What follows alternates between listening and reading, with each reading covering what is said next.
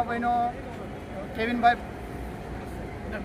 કેવિનભાઈ કરીને એક પેશન્ટ હતા, એમને હાર્ટની કોઈ પ્રોબ્લેમ હશે ખબર નહીં, એટલે એમને લુણકી બાબરા પહેલાં લુણકી જે સ્ટેન્ડ આવે ને ત્યાં પહોંચતા એ ભાઈને આંચકી જેવું આવવા માંડ્યું.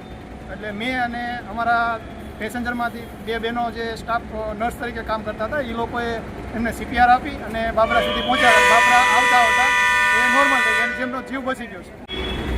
મારું નામ મકવાણા દયા છે. હું રાજુલા સહજાનંદ હોસ્પિટલમાં નોકરી કરું છું અને જાફરાબાદ રાજકોટ બસ છે એમાં હું મુસાફરી કરીને આવતી હતી.